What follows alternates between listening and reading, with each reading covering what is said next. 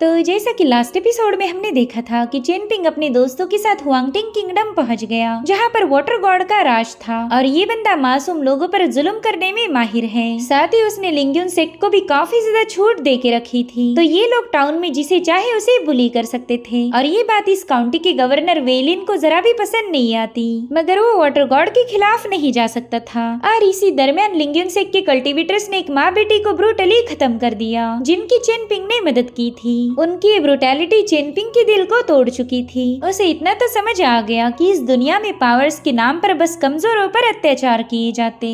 अब आगे तो इस एपिसोड की शुरुआत में हमें इस काउंटी का बाइजिया दिखाया गया। वेल ये बंदा इस सिटी का ऑफिशियल था और साथ ही गवर्नर वेलिन का सीनियर भी। वेलिन इसके पास एक मसला लेकर आया था, मगर बाइजिया कहने लगा कि जल्दी वाटर गॉड सेरेमनी होने वाली है, तो मैं इस सिटी के छोटे मोटे मसलों को तुम्हारे हवाले छोड़ देता हूँ, क्योंकि अब मैं काफी ज्यादा बिजी रहूंगा, तो इन मैटर्स पर ध्यान नहीं दे सकता। जिस पर वेलिन कहने लगी कि आप बिल्कुल फिक्र मत कीजिए, उस जेड हेयरपिन वाली शॉपकीपर और उसकी बेटी को किसने कत्ल किया है मैं उसे अच्छे से इन्वेस्टिगेट करूंगा, ताकि उन दोनों माँ बेटी को जस्टिस मिल पाए। मगर बाइजिया उससे कहता है कि उसकी कोई जरूरत नहीं, ये देखो मेरे पास ऑलरेडी उन कातिलों की स्केच है। वेलिन ने देखा कि वहाँ पर तो चेनपिंग और उसके दोस्तों की तस्वीरें बनी थी, तो वो थोड़ा सा पैनिक हो गए। वो बाइजिया से कह रहे थे कि जरूर से आपको कोई गलत फहमी हुई, ये बच्चे तो क्राइम सीन पर मौजूद ही नहीं थे। जिस पर बाइजिया कहने लगा कि सालों पहले तुमने बाढ़ को कंट्रोल कैसे करना है उस पर काफी अच्छे से सुझाव दिए थे, जो कि हमारे पूरे कोर्ट को पसंद आ गए।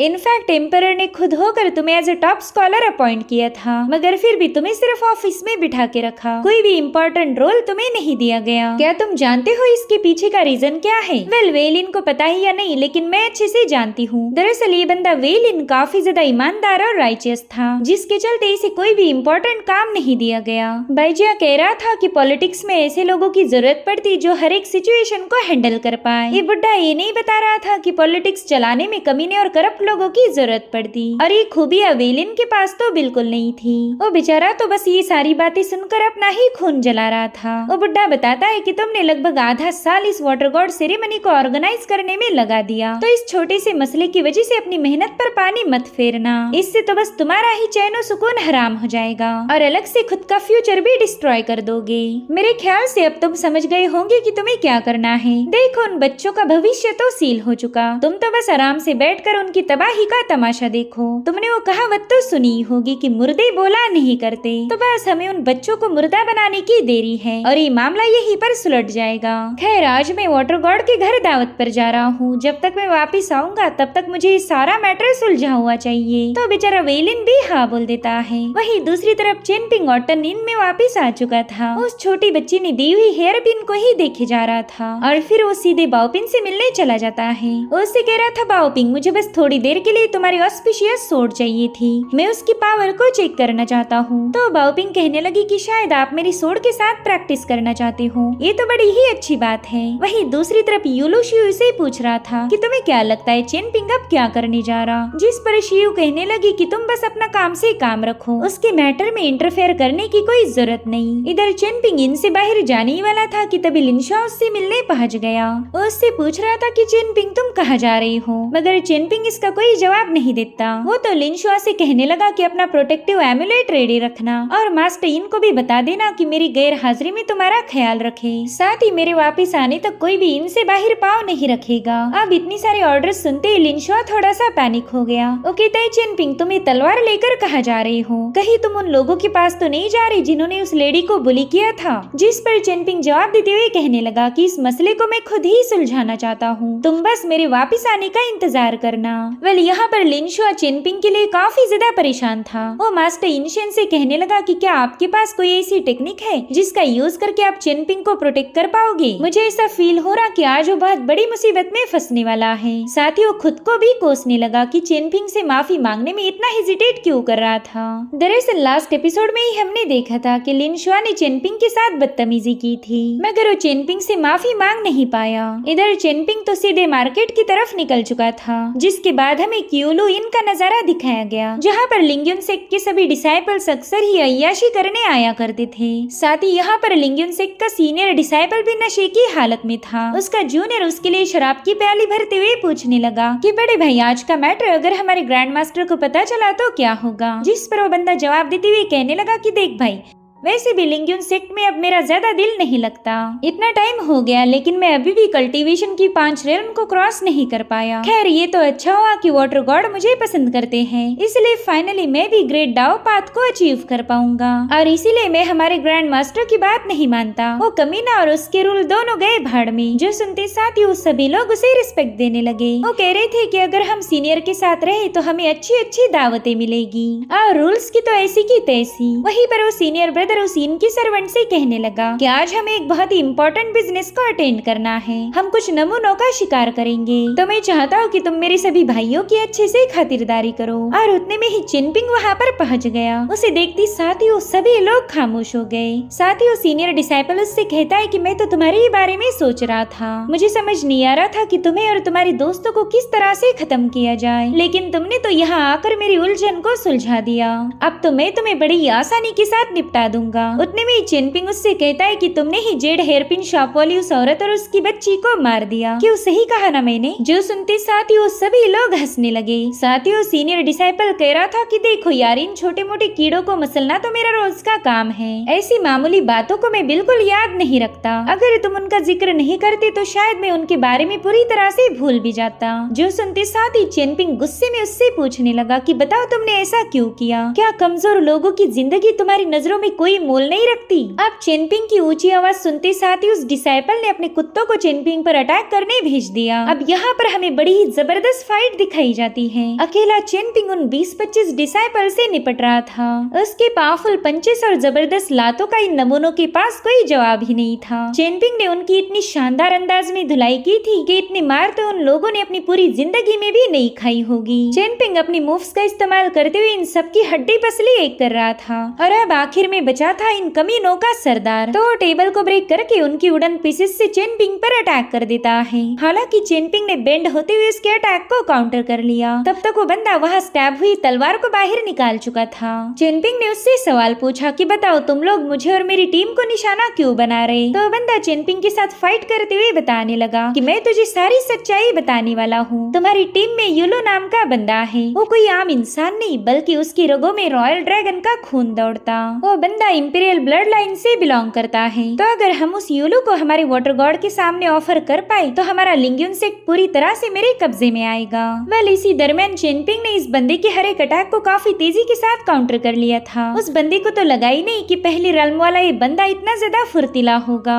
और फिर चिनपिंग उसके मुंह पर अपनी कोनी मारते हुए इसे पीछे की तरफ पुश कर चुका। तो बंदा फटाफट से अपनी एनर्जी का इस्तेमाल करते हुए चिनपिंग पर अटैक कर देता है। हालांकि चिनपिंग ने भी अपनी सोर्ड पावर का यूज करते हुए इसे काउंटर करना शुरू कर दिया। और फिर वो जैसे अपनी सोर्ड को मैन से बाहर खींचता है उस बंदे का हमला वहीं पर डिस्ट्रॉय हो गया। वो तो काफी ज्यादा शॉक होते हुए चिनपिंग से पूछने लगा कि आखिर तू है कौन और ये इतना शार्प सोर्ड इंटेंट तेरे पास कैसे आ गया? वेल दोस्तों, यहाँ पर चिनपिंग की एनर्जी वाकई देखने लायक थी, मगर वो उस बंदे पर अटैक कर पाई इससे पहले वो बंदा अपनी जेड रिंग का इस्तेमाल करते हुए चिनपिंग को जंजीरों में जकड़ चुका था। साथ ही साथ वहाँ पर बहुत ही भयानक ड्रैगन भी इमर्ज हो गया। वो सीनियर डिसाइपल उससे कहता है कि चाहे तेरी ये ब्लेड कितनी ही ज्यादा भयानक क्यों ना हो, इससे कोई फर्क नहीं पड़ने वाला क्योंकि तू तो अब कुत्ते की मौत मारा जाएगा। मगर उतने में ही चिनपिंग की तलवार से इतनी स्ट्रॉन्ग ची पावर रिलीज होने लगी कि वो ड्रैगन एक ही सेकंड में डिस्ट्रॉय हो गया। साथ ही इस नजारे को देखकर तो उस बंदे के भी होश उड़ गए। यहाँ पर चिनपिंग ने ऐसा जबरदस्त स्लैश रिलीज किया था कि वो इन 2 टुकड़ों में स्प्लिट हो गई। इधर वो बंदा बुरी तरह से घायल हो चुका था। तो तुरंत ही चिनपिंग के सामने रहम की भीख मांगने लगा। वो कहता है, महान सोड इमॉर्टल, प्लीज मुझे माफ कर दीजिए। मैं आपकी ग्रेटनेस को पहचान नहीं पाया। मैं कसम खा के बताता हूँ कि कभी आपको दोबारा से परेशान नहीं करूंगा। और रही बात उस माँ बेटी की, तो मैं जानता हूँ कि मैंने उनके साथ गलत किया। मैं उसके लिए आपके सामने माफी मांगता हूँ। मगर अब वो मामूली से मॉर्टल मारे गए। वो चैप्टर तो अब खत्म हो चुका है। उसके लिए हमारे लिंग्यून सेक्ट के साथ दुश्मनी मोल लेना सही नहीं होगा। इसमें तो कोई भी समझदारी नहीं। जिस पर चिनपिंग उससे पूछने लगा कि सच बताना, फिलहाल तुझे कैसे महसूस हो रहा? क्या तुझे मौत का डर लग रहा है। जिस पर वो बंदा कह रहा था कि एक बार फिर से सोचो, अगर तुमने मुझे मार दिया तो मेरा लिंग्यून सेक भी तुम्हें जिंदा नहीं छोड़ेगा। और वाटर गॉड तो मुझे काफी ज्यादा पसंद करता। क्या तुम्हें वाकई ऐसे लगता है कि तुम वाटर गॉड के चुंगल से बच पाओगे? मगर उसकी कोई भी धमकी चेनपिंग पर असर नहीं कर रही थी, तो उसने चेनपिंग की दुखती रग पर हाथ रख दिया। वो कहने लगा कि शायद तुम्हें मौत से कोई डर नहीं लगता, मगर उन बच्चों का तो सोचो जो तुम्हारे साथ आए थे। अब ये सुनकर चेनपिंग अपनी जगह पर रुक जाता है। साथ ही वो बंदा उससे कहने लगा कि अगर तुमने मुझे मार दिया तो उनमें से कोई भी जिंदा नहीं बच पाएगा, लेकिन तुम अगर मुझे यहाँ से जाने दो तो मैं तुम्हें जुबान देता हूँ कि मैं इस मैटर को यहीं पर भूल जाऊंगा, हमारा हिसाब बराबर हो जाएगा। इतना ही नहीं, मैं तुमसे वादा करता हूँ कि इस पूरे हुआंगटियांग नेशन में तुम्हें कभी कोई बुली नहीं कर सकता। वही दूसरी तरफ जैंग को तो मानो ये सारी बातें सुनाई दे रही थी। वो कहता है चेनपिंग, क्या तुम इस आदमखोर शेर को जिंदा छोड़ोगे? उसे मार दो। वहीं पर वो बंदा कह रहा था कि मुझे मारोगे तो हमारा लिंग्यून सेक तुम्हें हर जगह हंट डाउन करेगा। कोई ऐसी जगह नहीं होगी जहाँ पर तुम सेफ रह पाओ। तुम और तुम्हारे वो दोस्त, इनमें से कोई जिंदा नहीं बचने वाला। वहीं पर जैंग कह रहा था कि अगर तुमने इसे खत्म नहीं किया तो ये बंदा आगे चलकर और भी मासूम लोगों की जान लेगा। इसका खात्मा करके तुम इस दुनिया की एक बुराई को तो मिटा ही सकते हो। और उतने में चेनपिंग उस सीनियर डिसाइपल से गुस्से में कहने लगा कि तुझे तो मरना ही पड़ेगा। और फिर चेनपिंग ने बड़ी स्टाइल के साथ अपनी सोड को स्पिन कर दिया। अब ये सीन यहीं पर कट होकर हमें थोड़ी देर बाद की कहानी दिखाई जाती है, जहाँ पर गवर्नर वेलिन अपने सिपाहियों के साथ उस इन में पहुँच गया था। उसने देखा कि लिंग्यून सेक का हर एक बंदा बुरी तरह से घायल है, तो वो उस इन वाली लेडी से पूछने लगा कि बताओ यहाँ पर क्या हुआ था, इन लोगों पर हमला किसने किया। तो बंदी डर के मारे सामने वाले घर की तरफ इशारा कर देती है। वेलिन ने देखा कि चेनपिंग उस घर की रूफ पर सवार था। साथ ही वेलिन का सिपाही उससे पूछ रहा था कि क्या हमने इस बंदे को अरेस्ट करना चाहिए, मगर वेलिन कहने लगा कि नहीं, इन बंदों पर किसी और ने अटैक नहीं किया था, बल्कि इन्होंने तो शराब के नशे में आकर एक दूसरे के साथ ही झगड़े किए। चेनपिंग समझ गया कि वेलिन उसे अरेस्ट नहीं करने वाला, तो तुरंत ही वहाँ से रवाना हो जाता है। वेल यहाँ पर वेलिन दिल ही दिल में सोच रहा था कि चलो फाइनली किसी ने तो हिम्मत दिखाकर अच्छा काम किया है।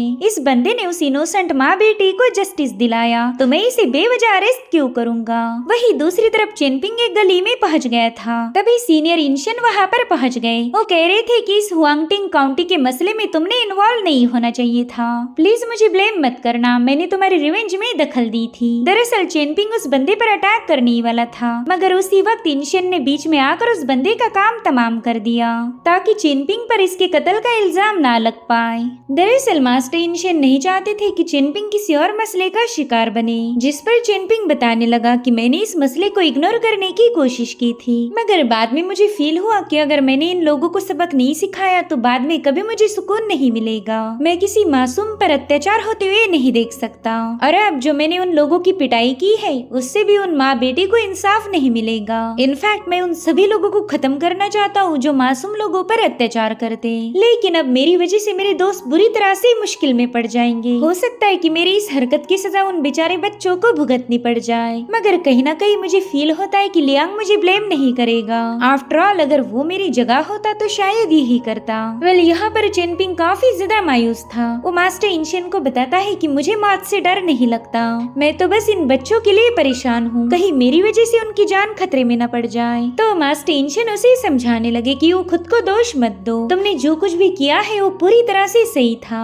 खैर एक बार तुमने मुझसे पूछा था कि मैं तुम्हारे सामने अपीयर क्यों हुआ, तो आज मैं वो कहानी तुम्हें सुनाने जा रहा हूँ। जिसके बाद वो अपनी हुडी हटाते हुए चेनपिंग को अपना फेस दिखाते हैं। वो उसे बता रहे थे कि मैं तुम्हारे दोस्त गुई सान का फादर हूँ। वेल चेनपिंग तो उन्हें देखते साथ ही काफी ज्यादा खुश और उतना ही इमोशनल हो गया। वो कहते चेनपिंग कई सालों पहले मेरी मौत हुई थी और ये बात पूरी तरह से सच है, लेकिन मौत के बाद मैं एक इन स्पिरिट में बदल गया जो कि मेरे लिए एक ब्लेसिंग साबित हुई। मेरे कई सारे सपने हैं, मुझे अभी भी लगता है कि मैं एक डिवाइन टाइटल हासिल करूंगा, उसके बाद मैं अपने फैमिली के पास वापस जा सकता हूँ। उतने में चेनपिंग उन्हें बताने लगा कि आप बिल्कुल मायूस मत होइए, मेरे फादर ने हमेशा आपकी तारीफें की, उनके हिसाब से तो आपकी जैसी खूबसूरत कविताएं कोई और लिख ही नहीं सकता। आप तो हमेशा से ही दिल से एक स्कॉलर थे और मुझे पूरा यकीन है कि एक न एक दिन आप आपकी फैमिली के साथ यूनाइट हो जाओगे। जो सुनते साथ ही सीनियर इंशन चेनपिंग के सिर पर अपना हाथ रखते हुए अफेक्शन शो करते हैं। वो उसे बताते हैं कि मैं शुरू से ही तुम पर नजर रखे हुए था, तुमने हमेशा ही मेरी फैमिली को सपोर्ट किया,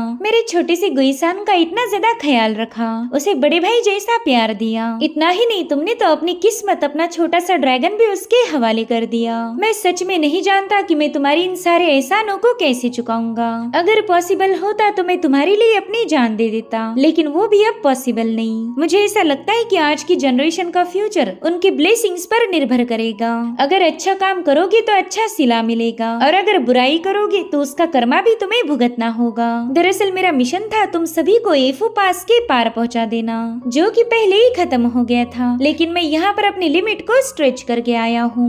मुझे नहीं लगता कि यहाँ से और आगे जाना सही रहेगा, इसलिए मेरे ख्याल से अब अलविदा कहने का वक्त आ चुका है। तो चिनपिंग तुरंत ही उनसे पूछने लगा कि सीनियर अब आप कहाँ जाओगे? तो सीनियर इंशियन कहने लगे कि जिस मैडम चुयान ने तुम पर अटैक किया था, तो मुझे जाकर अब उसी की पोजीशन को संभालना होगा। अब मुझे ही रिवर्स एंड माउंटेन की वाइटल एनर्जी को प्रोटेक्ट करना है। वेल गाइस, यहाँ पर उसी मैडम चुयान की बात हो रही है जिसे डीमन ब्राइड के नाम से भी जाना जाता, और उसने कुछ दिनों पहले इन सभी स्कॉलर्स पर अटैक किया था। वेल चिनपिंग को जब ये बात पता चली तब वो काफी ज्यादा खुश हो गया। वो सीनियर इंशियन से कहता है कि ये तो एक बहुत ही अच्छी ब्लेसिंग है।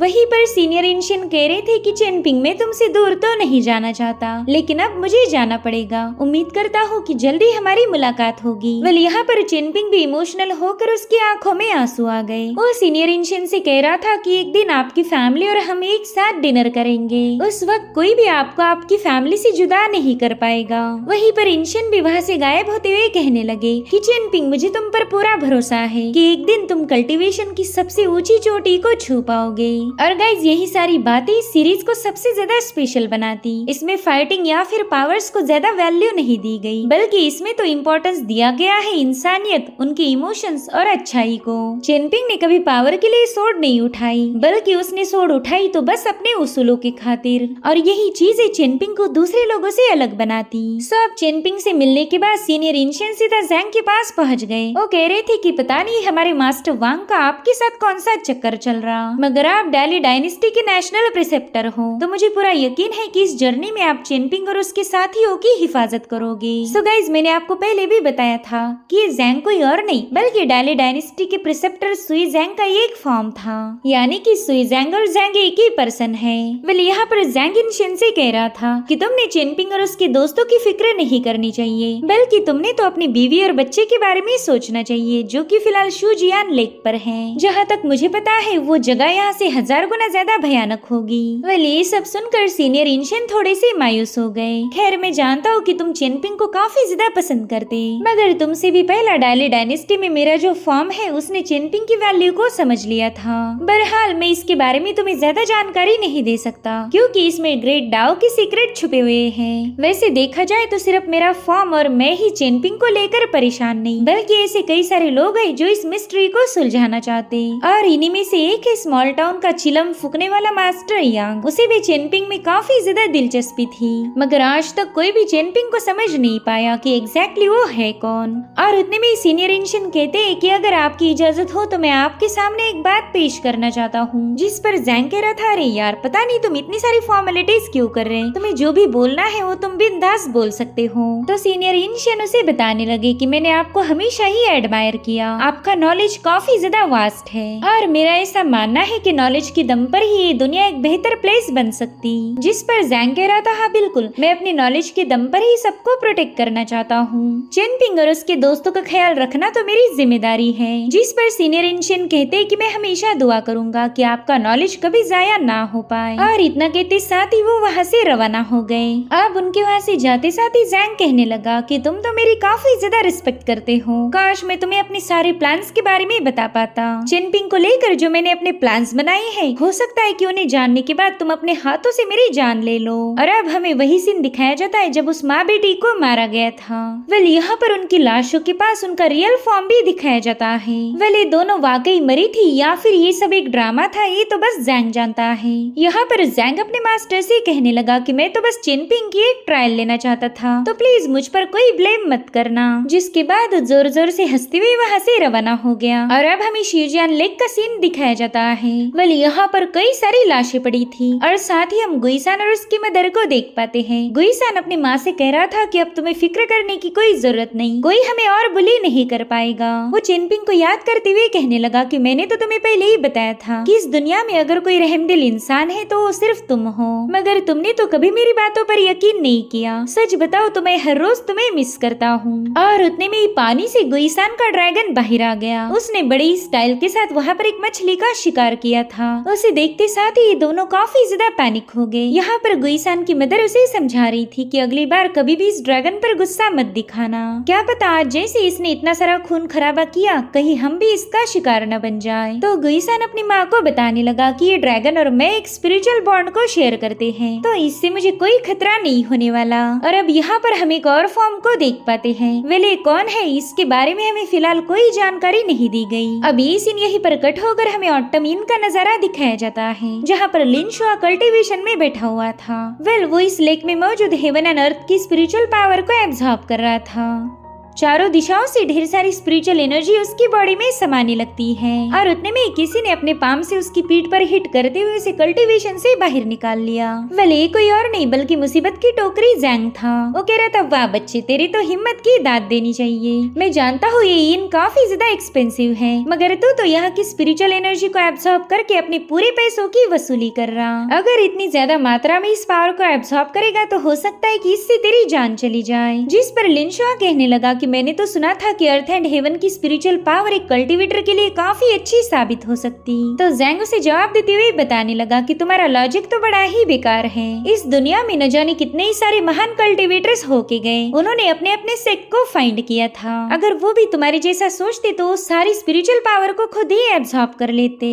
सारी स्पिरिचुअल एनर्जी डिवावर होने के बाद तो यहाँ पर कोई और कल्टीवेटर बन ही नहीं पाता। अगर मैं तुम्हें अपना लॉजिक बताऊं तो मेरे हिसाब से कल्टीवेशन एक प्रोसेस है जिसे स्टेप बाय स्टेप किया जाना चाहिए। और उतने में लिन शुआ उससे पूछने लगा कि क्या तुम मुझे बता सकते हो कि चेनपिंग कहाँ गया है। जिस पर जैंग कह रहा था कि वो भला और कहाँ जाएगा। जाहिर सी बात है कि वो कुछ लोगों को उनकी औकात याद दिलाने गया। और तभी जैंग को वहाँ से ही थोड़ी दूरी पर एक कुआं नजर आता है और उसे देखते साथ ही जैंग के दिमाग में एक प्लान बनना शुरू हो गया। तो लिन शुआ से कहने लगा कि अगर मैं सही वक्त पर नहीं आता तो शायद स्पिरिचुअल पावर तुम्हें खत्म कर देती। तो इस हिसाब से मैंने तुम्हारी जान बचाई है, तो क्यों ना इस एहसान को चुकाने के लिए तुम अपना एक टैलिस्मान थोड़ी देर के लिए मुझे उधार दे दो। मुझे तो बस एक अच्छा सा गोल्ड पाउडर टैलिस्मान चाहिए। तो लिन शुआ से कहने लगा, ठीक है, मैं तुम्हें टैलिस्मान देने के लिए तैयार हूँ, मगर मुझे बताओ तुम उस टैलिस्मान के साथ क्या करने वाले हो। जिस पर मुसीबतों की टोकरी जैंग चुटकी बजाते हुए कहने लगा कि मैं तो एक दावत को अटेंड करने जा रहा हूँ। और फिर उसने जबरदस्ती लिन शुआ का टैलिस्मान उससे छीन लिया और लिन शुआ को बताने लगा कि लियांग ने ही तुम्हें कल्टीवेशन की पाथ पर चलने के लिए गाइड किया था, तो तुमने इस अपॉर्चुनिटी को चेरिश करना चाहिए। मगर लियांग से ज्यादा तुमने चेरिश करना चाहिए चेनपिंग को। वो बेवकूफ बंदा एक नंबर का रहमदिल है। वो बंदा तो कभी खुद की परवाह नहीं करता, उसने तो हमेशा तुम सभी के लिए सैक्रिफाइस किया, इसलिए तुमने चेनपिंग की इज्जत करनी चाहिए, वरना। तो लिन शुआ कंफ्यूज होते हुए उससे पूछने लगा कि वरना क्या। और ये सुनते साथ ही जैंग अपने ईवल अंदाज में उसे बताने लगा कि अगर तुमने चेनपिंग की इज्जत नहीं की तो फिर मैं तुम्हारे टुकड़े टुकड़े कर दूंगा, इसलिए गलती से भी मुझे आजमाने की जरूरत मत दिखाना। उसका चेहरा और उसकी बातें सुनकर ही लिन शुआ को उससे डर लगने लगा और उतने में जैंग टैलिस्मान को लेकर सीधे वहाँ से छलांग लगा देता है। यहाँ पर उसने वाटर रिपल्शन टेक्निक का इस्तेमाल करते हुए कुएं में छलांग लगा दी और अब हमें पानी के अंदर बनाया गया एक हॉल दिखाया जाता है। ये है इस सिटी के वाटर गॉड की दावत, जिसमें लिंग्यून सेक के कई सारे मास्टर्स ने ज्वाइन किया था। ये सभी मास्टर्स लड़कियों का डांस देखते हुए अपने वाइन के मजे ले रहे थे। उतने में ही टांगजियांग नाम का बंदा वाटर गॉड को अप्रिशिएट करते हुए कहने लगा कि आपकी ब्लेसिंग की वजह से हमारे काउंटी में खाने पीने की कोई कमी नहीं। इतना ही नहीं, आपने लिंग्यून सेक को पूरा सपोर्ट दिया। जो सुनते साथ ही लिंग्यून सेक के एल्डर कहने लगे कि वाटर गॉड नहीं होते तो शायद हमें इतना रिकॉग्नाइज नहीं किया जाता। वहीं पर इस सिटी का ऑफिशियल बाइजिया कह रहा था कि हांशी रिवर की वजह से ही हमारे काउंटी में प्रॉस्पेरिटी है और इस हांशी रिवर की सारी पावर को वाटर गॉड ही हम पर बरसाते रहते। इनफैक्ट ये तो हमारे लिए किसी हेवन से कम नहीं। और उतने में एक रिवर घोस्ट बाईजिया से कहने लगा कि काश तुम्हारी जैसी अकल उस गवर्नर वेलिन के पास होती। वेलिन को तो लगता कि वही इस सिटी का प्रोटेक्टर है, अगर वो भी हमारे वाटर गॉड के सामने रिस्पेक्ट पेश करे तो अच्छा होगा। और उतने में वाटर गॉड अपने डीमन से कहने लगा कि मेहमानों का अपमान मत करो। साथ ही वो अपने मेहमानों से कहने लगा कि आपकी तारीफें सुनकर मुझे काफी ज्यादा खुशी हुई, लेकिन मुझे नहीं लगता कि मैं इन तारीफों को डिजर्व करता हूँ। इस कॉन्टिनेंट का वाटर गॉड होने के नाते ये मेरा कर्तव्य है कि मैं आप सभी की हिफाजत करूँ। आप सभी लोग मेरे लिए तो बस मेरे बच्चों जैसे हो। वैसे मैंने सुना था कि एक बंदा इस काउंटी में आकर कई सारे क्राइम्स कर रहा है, मगर उसे तो अभी तक उसके कर्मों की सजा नहीं दी गई। जिस पर बाईजिया कह रहा था कि वाटर गॉड आप बिल्कुल फिक्र ना करें, वो तो बस कुछ शरारती बच्चे हैं जो माउंटेन से सीधे यहाँ चले आए, लेकिन लिंग्यून सेक्ट और हमारे गवर्नर वेलिन इस मैटर को हैंडल कर रहे हैं। जल्दी उन सभी क्रिमिनल्स को सजा मिलेगी। जिस पर वाटर गॉड कह रहा था कि आपके जैसे ऑफिशियल्स हमारे हुआंगटिंग नेशन के पास होना एक खुशनसीबी की बात है, तो चलो फिर क्यों ना इसी बात पर टोस्ट किया जाए। और उतने में इन सभी को किसी की आवाज आई। वो बंदा कह रहा था कि तुम लोग ना ह्यूमन हो, ना घोस्ट और ना ही स्पिरिट हो। दरअसल करामती जैंग यहाँ पर पहुंच चुका था। वाटर गॉड तो उसे देखकर काफी ज्यादा कंफ्यूज हो गया। वो पूछता है कि आखिर ये बंदा है कौन, इसके प्रेजेंस को तो मैंने बिल्कुल भी सेंस नहीं किया। और उतने में ही वाटर गॉड के पालतू डीमंस उस पर चिल्लाने लगे। वो बंदा उससे कहने लगा कि क्या तुम्हें वाकई अपनी जिंदगी से नफरत है जो मरने के लिए यहाँ चले आए? तुम जानते नहीं हो क्या, ये हमारी वाटर गॉड की दावत है, यहाँ पर अनइनवाइटेड कोई भी नहीं आ सकता। मगर तभी रिवर घोस्ट कहता है कि अरे अब ये बंदा यहाँ पर आ ही गया है तो इसे मेहमानों जैसा ट्रीट करो। मेरे इस कप में हंशी रिवर का सबसे स्पेशल गोल्डन जेड लिक्विड है। इस लिक्विड का एक ही कप 1 साल के कल्टीवेशन के बराबर है। तो बताओ क्या तुम इस स्पिरिचुअल लिक्विड को एंजॉय करना चाहोगी? मगर जैंग ने तो बड़ा ही गंदा मुंह करके दिखा दिया, यानी कि वो इस लिक्विड को पीने में बिल्कुल भी इंटरेस्टेड नहीं था और उसकी ये बात रिवर घोस्ट को बिल्कुल भी अच्छी नहीं लगती। तो उसने इसी गोल्डन जेड लिक्विड का इस्तेमाल करते हुए जैंग पर हमला कर दिया। वैसे जैंग की जगह कोई और होता तो डेफिनेटली मारा जाता, मगर इस लिक्विड का जैंग पर कोई असर नहीं होता। और ये सब देखकर वाटर गॉड को भी थोड़ा सा ताज्जुब हो गया कि आखिर ये बंदा है कौन। और उतने में वहाँ मौजूद एक मेंढक और रिवर घोस्ट मिलकर जैंग पर अटैक करना शुरू कर देते हैं। इन दोनों की कंबाइन एनर्जी जैंग के पास पहुंच चुकी थी, मगर जैंग समय रहते साइड में हट गया, जिसके चलते इन दोनों का हमला पूरी तरह से फेल हो जाता है। उतने में वाटर गॉड सबको बताने लगा कि इस बंदे ने वाटर रिपल्शन टैलिस्मान का इस्तेमाल किया है और इसी वजह से तो ये दावत में सीना चौड़ा करके पहुंच गया। साथ ही लिंगन सेक्ट का एल्डर कह रहा था कि हाँ, इसके पास मौजूद टैलिस्मान काफी ज्यादा स्पेशल है। अगर इसके टैलिस्मान की सील को ब्रेक करना है तो हमें बहुत ही पावरफुल टेक्निक की जरूरत पड़ेगी। जिस पर वाटर गॉड कहने लगा कि मुझे तो ये बंदा एक नंबर का बेवकूफ लग रहा। अगर इसके पास टैलिस्मान ही तो क्या हुआ, मगर ये मेरे मैनर में मेरी इजाजत के बगैर नहीं घुस सकता। और फिर वाटर गॉड के एक ही इशारे पर वहाँ पर कई सारे रिवर डीमन पहुंच गए, मगर वो लोग जैंग पर अटैक कर पाए इससे पहले जैंग चिल्लाने लगा कि अरे मेरे भाइयों प्लीज रुक जाओ, मैं यहाँ पर क्यों आया हूँ ये बात तो पहला सुन लो। और फिर वो अपना गला साफ करते हुए तुरंत ही एक कविता सुनाने लगा। वो कह रहा था कि एक सच्चा मर्द हमेशा जस्टिस को अपहोल्ड करता है, चाहे उसका रास्ता कितनी भी मुश्किलों से भरा क्यों ना हो, वो हमेशा लिविंग बींग्स की हिफाजत करेगा। वेल जैंग का ये परफॉर्मेंस देखकर वाटर गॉड के साथ साथ ही सभी लोग हैरान थे। जैंग कह रहा था कि इवल बंदे को तो अर्थ एंड हेवन भी छुपा नहीं सकते, तो मैं उन सभी का सर्वनाश करके इमॉर्टलिटी को हासिल करूंगा। तो एक सच्चा कल्टीवेटर इस कविता जैसा होना चाहिए। जो सुनते साथ ही वाटर गॉड उस पर हंसने लगा। वो कहने लगा कि बच्चे तू तो अभी तक 5वीं रेलम पर भी नहीं पहुंचा, मगर फिर भी यहाँ आकर लेक्चर झाड़ने की जरूरत दिखा रहा। मुझे ये समझ नहीं आ रहा कि इतनी सारी हिम्मत तुझे कहाँ से मिली। तो वाकई बेवकूफ है या फिर अपने उस 2 कौड़ी के टैलिस्मान के दम पर इतना उछलता जा रहा। जो सुनते साथ ही उस सभी लोग काफी जोर जोर से हंसने लगे। उतने में जैंग अपने मास्टर को याद करते हुए कहने लगा कि आपने मुझे ये कविता सुनाने के लिए बोला था, तो देखो मैंने अपना काम पूरा कर दिया, लेकिन मुझे नहीं लगता कि ये लोग बाज आने वाले हैं। उल्टा आपकी इस कविता की वजह से ये लोग मेरा मजाक उड़ा रहे। और फिर जैंग उन सभी को बताने लगा कि मेरे यहाँ आने का एक मकसद है, मैं तुम्हें सिखाने वाला हूँ कि अच्छाई की राह पर कैसे चला जाए। ऐसे ईवल शैतान बनकर तो काम नहीं चलने वाला, तुम्हें अच्छा इंसान बनना ही पड़ेगा।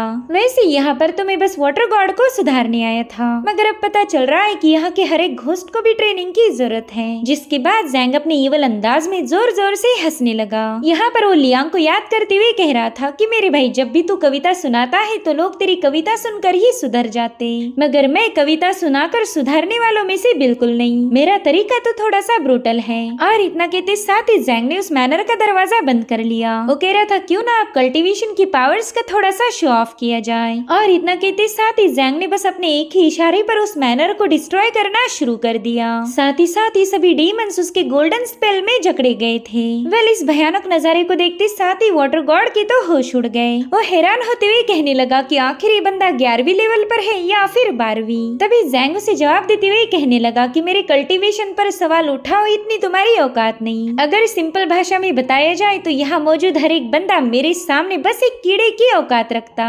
और फिर जैंग की वो बड़ी ही इवल सी स्माइल दिखाते हुए इस एपिसोड को यहीं पर एंड किया गया। Thank you so much for watching. Bye bye, take care.